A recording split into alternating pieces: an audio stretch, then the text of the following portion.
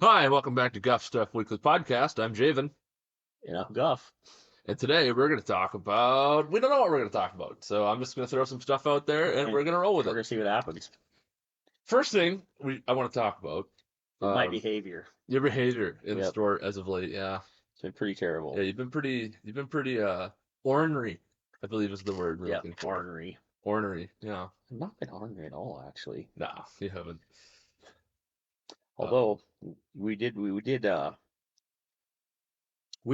gonna do some stuff for a gamer friend of ours. Oh, Yeah, we're gonna make milkmaids, angry marines, and Hello Kitty marines. oh, For that's right. We're gonna take a bunch of GW Marines, Space Marines for Warhammer 40,000. And we are going to, I believe we're going to print some STLs to get extra bits for them. Yep. Otherwise, we'll have to sculpt them out of green stuff, whatever we have laying around, basically. Yep. We're going to make, we found a cool post on Instagram of someone who made Marines. Yeah, made marines. Yep. And it's as in like French made. Like pink. Yeah, chest, like white. they're pink and they have Lace. like frilly lace, Yep. like aprons, I guess. Yeah, exactly. So yeah, we're gonna have one of our painters here paint one of them up and model them up. And we're also gonna do an Angry Marine for the store. If you don't know anything about Angry Marines, just Look it up. look it up, but make sure you don't have any children around. Yeah, no, it's not children are for. Oh, okay, you should be playing 40k with your children anyway. Let's just be honest. Can we talk about that 40k box? Let's talk about that. Which one? The one that they sent you, the paint one. Oh yeah, absolutely. Let's talk about the 40k box. So I want to paint you a picture. I don't know where it is exactly, but Oh, it is the back here it corner. is. Yeah, it's on the back corner. okay. So It's great. so For those of you watching and listening on YouTube, there might actually be pictures you can watch, or follow our Instagram or Discord or whatever. You'll see pictures. anyways, so we get this it was from a distributor, right? Yeah, it's from GW. It was from a itself. GW. Yep, It was from like GW. oh, hey, you want to sell 40k or you want to sell Games Workshop products? Here, let's send you some stuff. Yeah. And they sent it. I think you got like what, a Redemptor Dreadnought, some Yep. Marines. I got some Age of Sigmar stuff. I got a Redemptor Dreadnought. And then, well, I got the Marines and the Necrons were all part of a play kit. Right, they gave you a starter set for Yep. I think it was 8th or 9th at the time. I think it was 8th. I don't remember. I don't remember either. But yeah, so they sent you a lot of goodies, to be honest. Yeah, there's all It was kinds a of stuff. trade samples pack 2021. Yep. And they sent you a bunch of goodies, and they're going to be store display models, more Yep. or less. People want to come in and play. They can check it out. Yeah, all that good stuff. But this is what's funny to me. Yeah, So- that's great. We have a picture of a family on the box. Yes, it's a mother, father, daughter, son, right? It's a mother, a father, and then 2 children. They look to be maybe 8 to 10 years old. Yeah, they're not. Yeah, they're just young kids. They're Pretty young. Pretty young. They're not. The boy is definitely not a teenager yet, No, and the girl might be a little bit older. I don't know. I But don't know. They don't. they can't be older than 11 years old. No. And so they're looking at the box set, and it's the Tempest of Souls box set. Okay, look at that. Tempest of Souls. So Tempest of Souls, and it's a bunch of ghosts fighting the Stormcast Eternals, Yeah. which also are colloquially known as the Sigmarines. Right. Honestly, that's not so bad. No. It shows them looking at sprues. The boy's got a big grin on his face, and the daughter's like, I don't know what I'm looking at. Yeah. And then on the other side, we have that same family again. The boy is painting what looks to be like a ultramarine, and then they're playing a game on a table, and everyone looks excited. Which, I mean, it would be fun. It would be exciting. Yeah. No, it would be. Everybody get together, do mom. But here's what gets me: is the girl on the next page, the young Right. girl, is reading a book about Necrons. Yeah. That's And I'm sorry, but Necron lore yeah. is not particularly family friendly. If you know anything about the Necron lore, basically they went full Jonestown and everybody drank the Kool-Aid They all died, and then they uploaded their brains Yeah, for like without millions personality, of years. and they've been sleeping for millions of what, years. 64 million years? I think It's they went into hibernation. it's some ridiculous Yeah, amount. I was watching a little But video on that. but the other basically, night, though. they sorted everyone into caste systems. So if you were important, you got to retain some of your humanity, and not humanity, but some of your sentience. Right. All the warriors and the normal people, the dregs of society, so to speak, the normal, the Right. poors, if you will, got turned into just mindless servitors, more or less. Yeah, it's Now, if your kid can grasp the concept of that and not have nightmares, hey, good. power to him. Yeah. Good job, Um, kid. I feel like that's like a PG-13 rating just for content's sake. Yeah. But it's not my place to tell you how to raise your kids. It's just it's funny to me. Like it's a laughable thing. It's Yeah, something we it can was look at and funny be to like, come across. Like, that's ridiculous, you of know. all the games in the world you'd want to get your young children with to play with you. Right, like I honestly like you could have just done like orcs. Yeah. Orcs would have been fine because they're green, they're not human looking. Right. They're obviously aliens, you know, and then Starship Troopers near Tyranids bugs, you know, like Right. Yeah, that to me that's typical. that seems fine. But a kid reading a book about Necrons and then reading about, you know, it's hilarious to me. Yeah, it's interesting the deal that they set up there. So the scenario is interesting. Yeah, it's kind of funny. Yeah, it's a good laugh. I think the advertising could have been done a little better. Because honestly, let's look at it for a realistic fact. You're gonna go to a GW store or any big gaming store where they have tables set up for it. You're probably not gonna see 10-year-old, 11-year-olds playing GW. First off, Yeah, you're gonna see a bunch of 20, well, late teens to late 30s, maybe even 40s and 50s dudes with beards. yeah, Some with and beards, some not, but and probably 40% to 50% of them have beer guts. yeah, and it's pretty much going to be 90%, 99% males. There's nothing wrong No, with chicks playing the game. I No, know. absolutely. I've known a fair amount of women that have played the game. absolutely. And as far as like the kids playing, I think the youngest we had at the other local game store, and probably even in here, was probably like what, 14 years old, Yeah. 13, 14. Yeah, absolutely. Yeah. So I mean, I don't know. Terrible. It's just It's just an interesting like food for thought. right. I think. Game companies advertising and how they. Maybe Maybe we should go talk about some more advertising. yeah. Who does it right? Just like what companies do it right? What companies advertise, right? Yeah. I mean, Fortnite. Okay. Well, Or do you want to talk about like? oof, that's a rough one, dude. I mean, You're not wrong. You're right. I mean, you have to talk about it because like kids get excited about it. Yeah, this Fortnite's still a popular game. Nintendo advertises really well. That's true. Nintendo's very good at it. I think Sony and Microsoft both have kind of dropped the ball a little bit. Lots of flashing lights and that get the dopamine and grab the attention of, you know, younger kids to play games. Right. Oh well. You know, So yeah. So what else you been doing? have I been doing? I just been playing 40k lately. That's basically all I've been doing with my I life. know you haven't been playing a lot of video games. I had played no video games from December 27th to January 12th. It's kind of embarrassing since we do podcasts on these things. It's true, but How are you gonna get any content for us? that's what I've been worried about. That's why all my references have been to 40k lately. Because that's just what we're talking about. We did play Frostgrave. That's true. Um, That was pretty cool. played a couple games of Frostgrave. I mean, too bad you suck at it. Yeah, I've lost both of them. No, that's pretty cool. I sat here and watched you guys play that last game. That was pretty cool. I enjoyed that a lot. Frostgrave is made by Osprey Games. I think it's James A. McCullough who wrote it. Yeah. And it's a cheap book. It's kind of like Gaslands, where you just need one book, and then you can play the game. And then you can use any minis you want.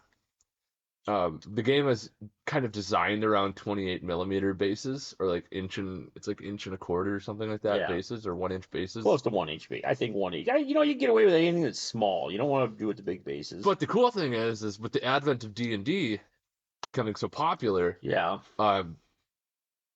basically every gamer I know at this point has at least some D&D minis laying around. right. And you can use any. There are official minis that you can buy. I think from North Star Games for Frostgrave. but you're not required to use them to play. It's literally designed like if you have something that looks like a thug, you can use it. If Okay. you have a guy with a bow, you can call him a ranger or Right. whatever. And as long as you know what they are, hell, you could even use probably just unpainted silhouettes if you Right. really wanted. It's kind of like Gaslands where it can be you can get as cheap as you want with it, or you can go all out. Got an idea for all you people that have bought in Pathfinder pawns for every single box they've ever released, and you don't use them. You can use it for this. For Frostgrave, yeah. Little cardboard pawns. Yeah, they work perfect. They're beautiful. The art on it is great. They're just pretty much useless for others than And just the bases, I think, are the right size. Yeah, they're the 1 inch. They're 1 inch bases and stuff. Yeah. And then if you ever subscribe to any STL files or anything like that, or Right. Hero Forge or whatever you want to do, you can print them off and play. Yeah, I know we're just kind of rambling, so let's just ramble. Why you been talking about STL so much? Oh, because I recently got into 3D printing. Yeah, I noticed that. And the learning curve was, I'm going to call it a learning cliff. There you go. In my specific case. No, I agree because it is kind of a learning cliff. It's not not easy. Once all my hardware was fixed, so to frame this a little bit, a buddy of mine has a 3D printer. He has nowhere to print with it where we live this time of year because it's very cold where we live this time of year. Yeah, you can't print in the garage. Print out in the garage when it's 30 below. No. 0. Probably 40 below for Celsius. Yeah, you can't. Yeah, whatever it is, Celsius. Yeah. Yeah, it's cold. It's cold as hell. Yeah, you can't print outside. And you can't print outside. I happen to have a fume hood from when I did airbrush painting, and so I'm like, hey man, send me your printer. Bring it into the shop. We'll look at it, and then I'll figure it out, and I'll start printing off models for D&D, or if you need bits for GW stuff, whatever you need. Like I'll print off some stuff. And so I did. And I went through a hell of a lot of mechanical issues due to the person whom I inherited it from. Gamer Joe, we'll call him. Did not clean his printer very well. And had no idea what he was doing, and he's not the kind of guy to figure things out. He's just he will push the square peg through the round hole. Whether it fits or not. Yeah, just because. So after several trials and tribulations, I managed to get the 3D printer working. Dialed in the settings, and now I'm printing off some pretty damn nice looking minis. Yeah, you've done some nice work there. I thought you printed off some buffs. Some busts. Busted stuff for another gamer we have at the store, which I'm sure she'd appreciate that a lot. Yeah, and it's nice because there's a lot of people that just have random STL files that they've been collecting or thought about getting into 3D printing. And you have some 3D printing experience with filament printers, right? Yeah, I use FDM printers. I did start with I bought actually a few years ago, was it 2024 now? So 4 years ago? Yeah. 4 years ago, I bought a filament FDM printer, and then I also bought a resin printer. Uh-huh. And I did print on both of them for a period of time. I just found the filament printer was more my shtick. Yeah. And since I do it in a store, the fumes aren't nearly. I can only do the resin on the weekend, say like on a Saturday before I'm going home. And then if I don't come back until Tuesday, so if something fails from there, it just sits there failed for all weekend and nothing getting. And then the whole store is stunk up. Stunk up like resin. So then I just switched over to FDM. And why would I print with an FDM? I would print because you can print almost anything for dirt cheap. Yeah. And I know you're not going to print a lot of character models. You can find good character models to print, especially if you find somebody who's designed character models to be printed off the FDM. But what I like it for is you can print big things. Mm-hmm. Like I've been doing terrain pieces. Well, even the mugs and the dice towers. Yeah, mugs, dice towers, stuff like that. And I bet now I'm printing a custom Catan set. Okay. And that costs it's pennies. Yeah, it's literally pennies. It's literally pennies. You buy 2.5 pounds of filament for under $20. Yeah. And well, and you can buy 2 pounds of resin, liquid resin, for about $30. Right. Well, give or take, yeah. Because you can get a kilogram for, I think, the stuff I use is a kilogram. A kilogram is 2.2 pounds. Yeah, something like that. 2.2 pounds. Sorry. What'd I say? It's 2.12. Yeah, 2.12. Or Yeah. 2.14. Something like that. I don't know. It's over 2 pounds anyway. It's slightly over 2 pounds, yeah. And I can buy a kilogram of resin and print off probably shit, I don't know. I could print a lot of stuff. Yeah. I would say probably 30 to 40 32 millimeter scale models. Right. Which with bases. Why we're in the business of gaming and stuff, and we do buy GW product, we do buy Legion, we have all of that stuff. Mm-hmm. But it's nice to be able to fill in with stuff that we don't have. And the other nice thing about it too is like I run a chapter of Space Marines that has different shoulder pads for every Marine because I pull from every chapter. Right. And so rather than have to hunt down a Space Wolves player and be like, yo, can I have like 4 of your shoulder pads? Right. I can just print off 4. Right. Or I can do my own custom chapters like Angry Marines. Yep. Yeah, and so it's been really nice to be able to take advantage of technology, and I printed out a lot of stuff for Gaslands too. Yeah, like you printed templates, scenery pieces, yep. Templates. Because you know what, not all distributors carry stuff for these fringe games, and then try to find people on Etsy, which is fine, but they're doing the same thing I am. Mm-hmm.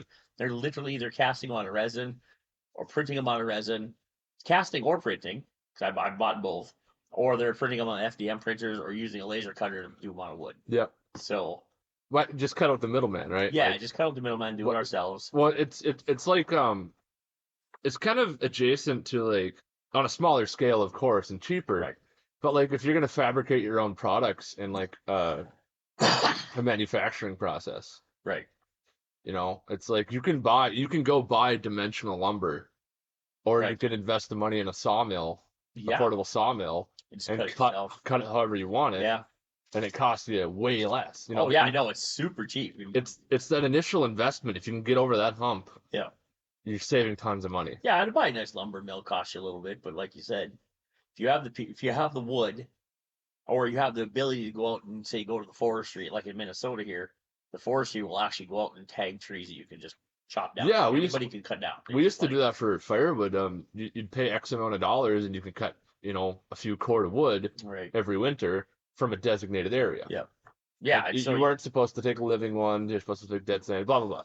But if you live in a city, like I used to live in North Dakota, and one of the things the city did there was we had a really nasty invasive species come in. Yep. Emerald ash borer.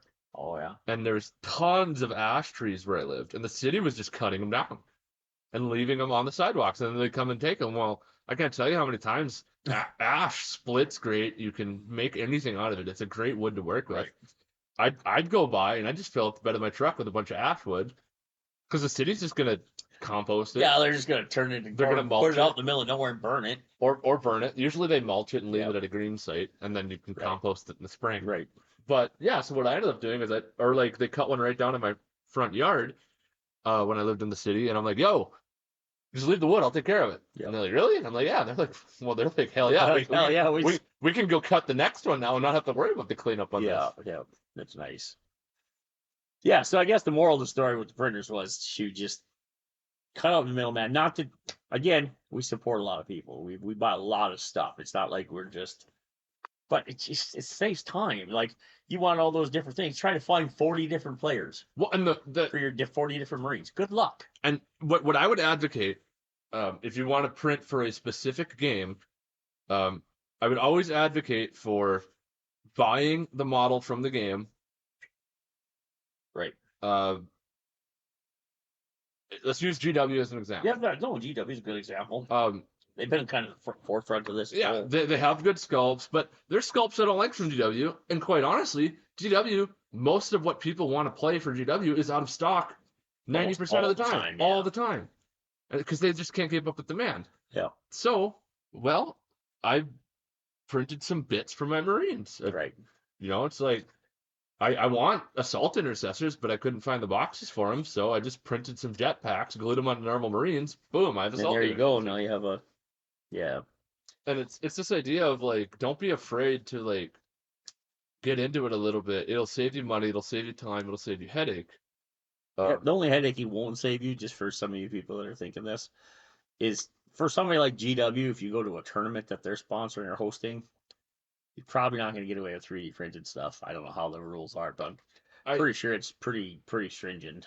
they change all the time in the rules. Okay, yeah, of course. I know a while back there was a thing where it's like if 60% of the model is GW product, you're good to go. Okay, well there you go. That's not so bad. 60% deal. So like you could print off like an arm, a shoulder pad, and a backpack that you like, and Right. put that on there, and and you'd be okay. Okay.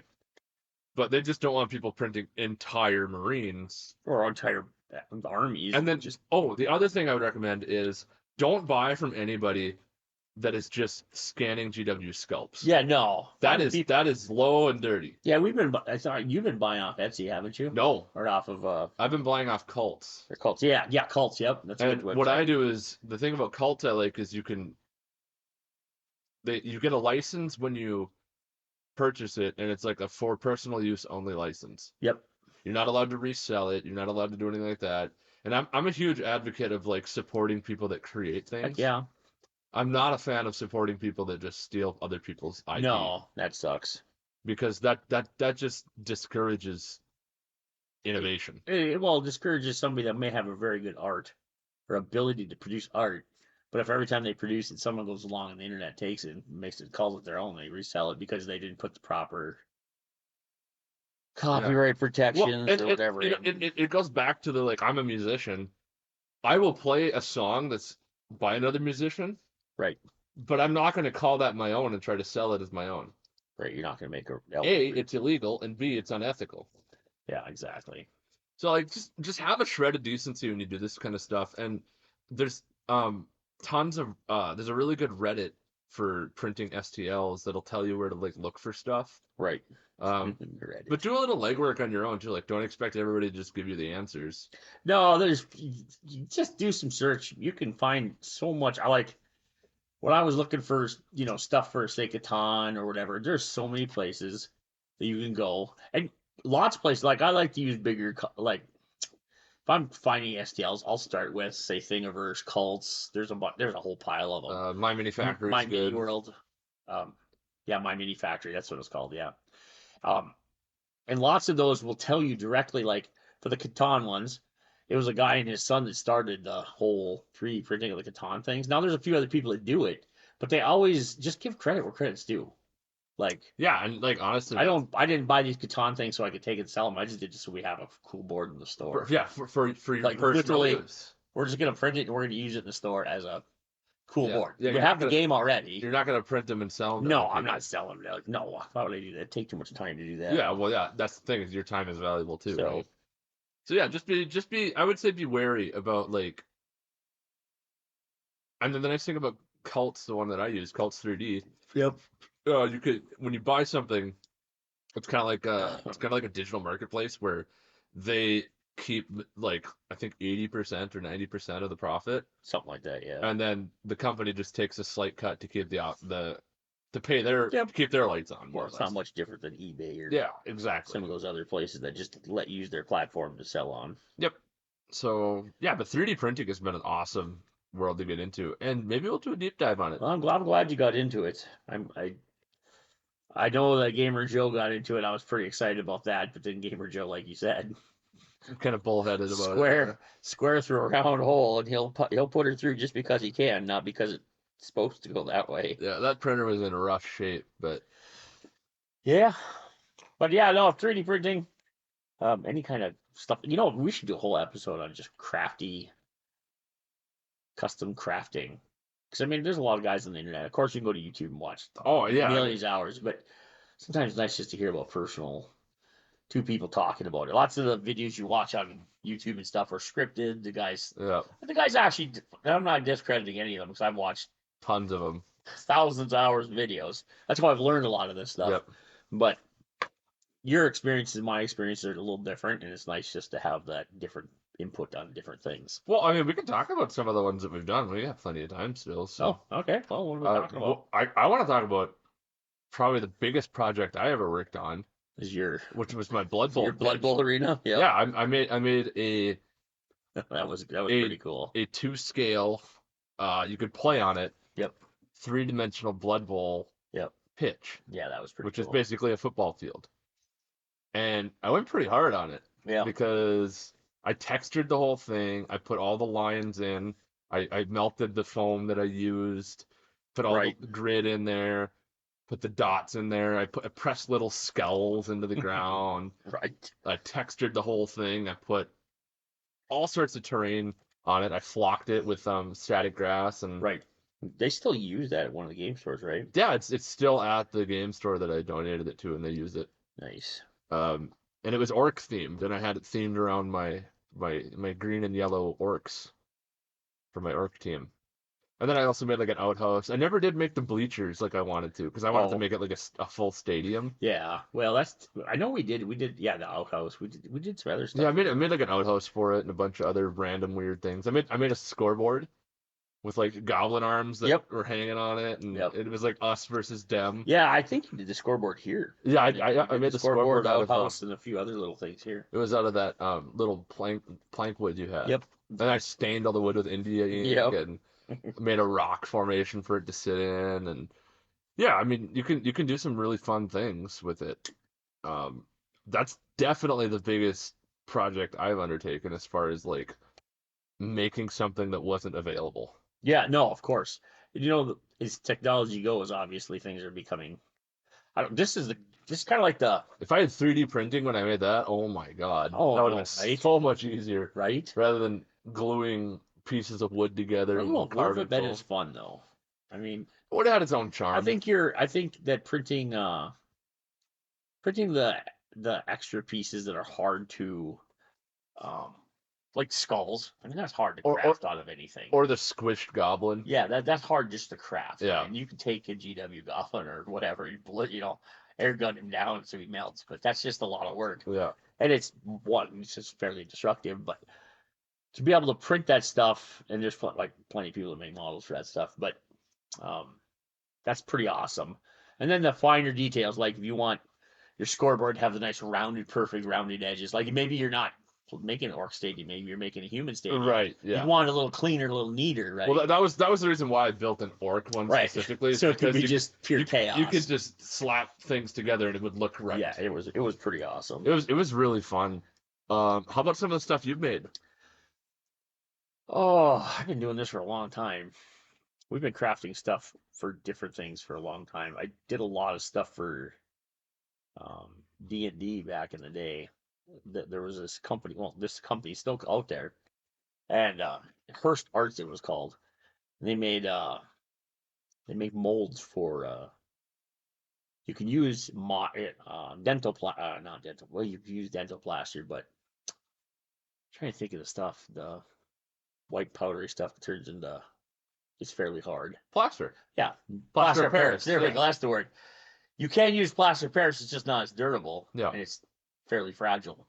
But years, and I'm not talking probably 20 years ago, I bought these molds from this guy and built castle pieces and built ruins, which I'm going to start doing for Frostgrave. I have all Okay. the stuff still, Yeah. and so I'm going to build a bunch of those for Frostgrave, and so I've been doing that for a long time, and it's been something I've loved to do.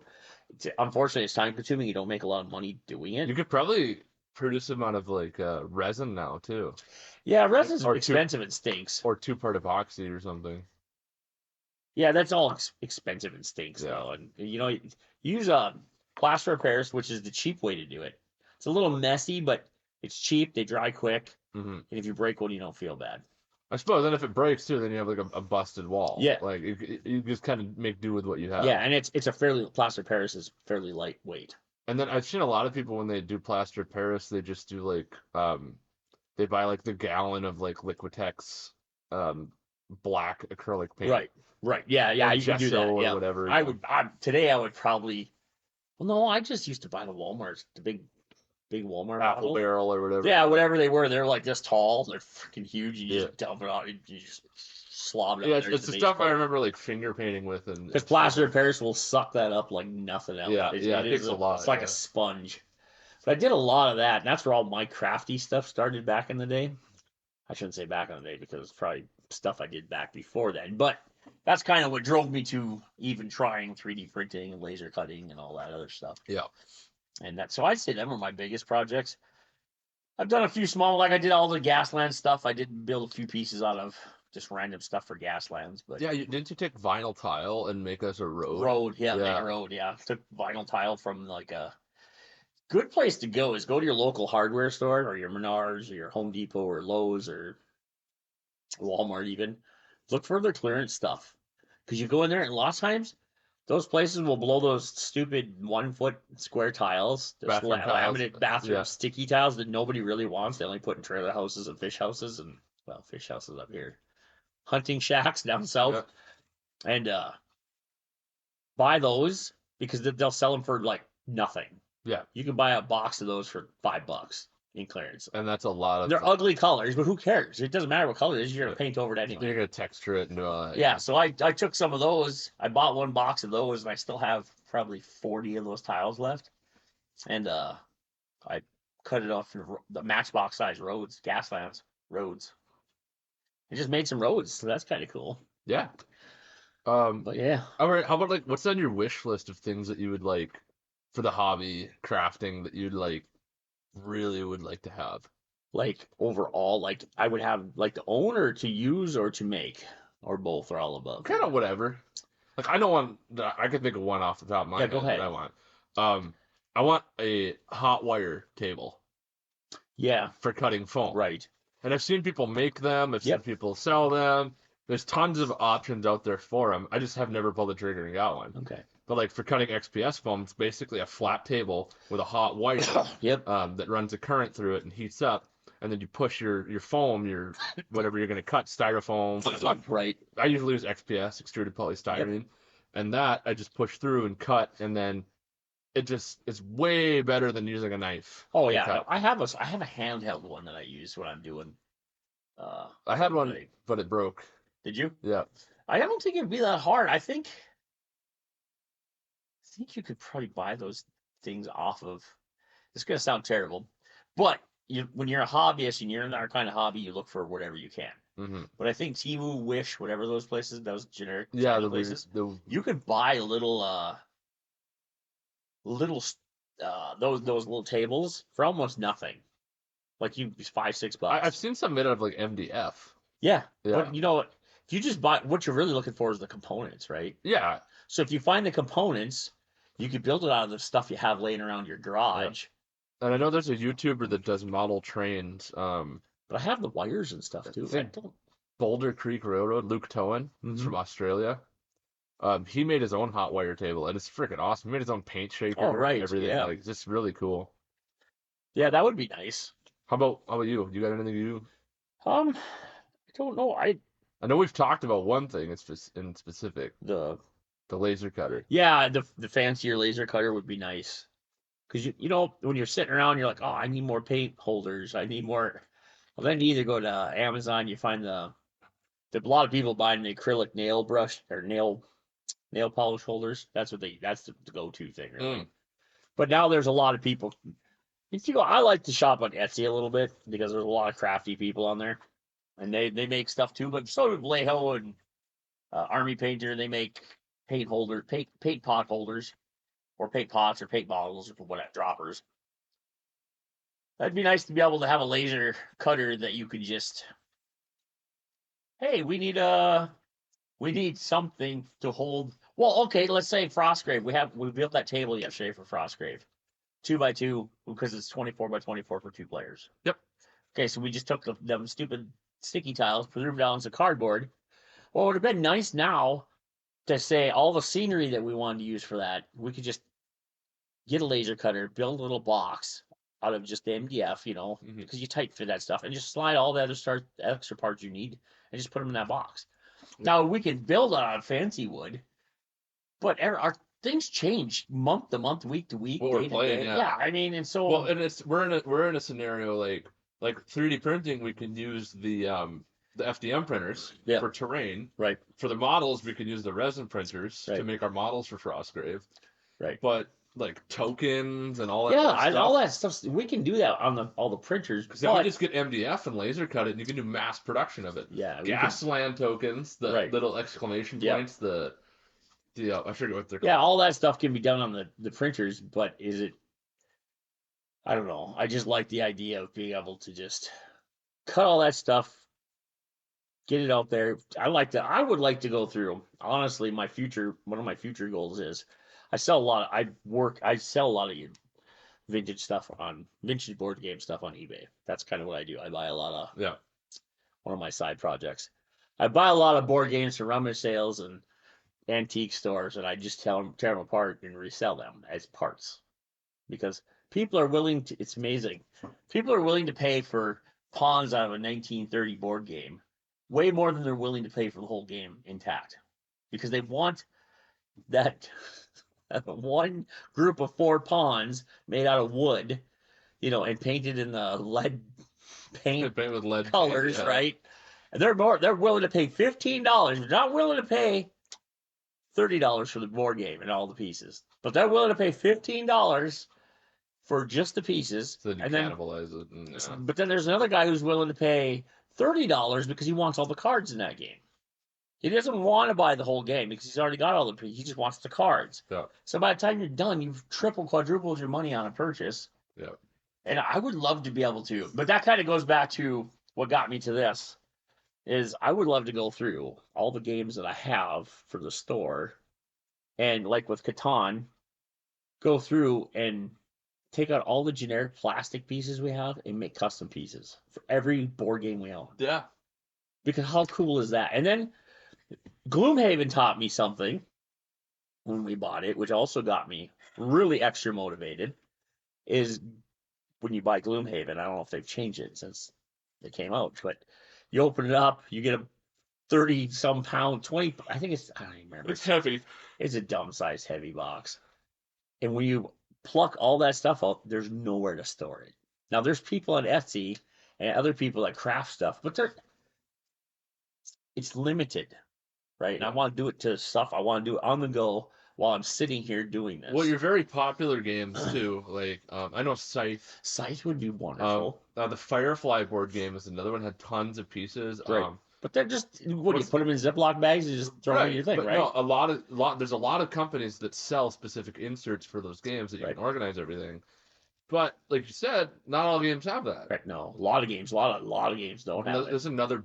I think we have I'd probably say close to 100 board games that are usable for the playing. granddaddy of those games that like needed that. Twilight Imperium. Okay. There's a huge box, like just tons of pieces.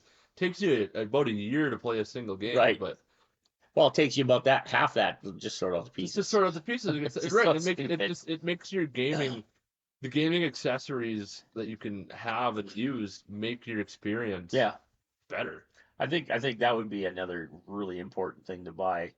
Well, we have the printers, but the laser cutter to help with that storage units, just to pull it all together and make everything so much smoother.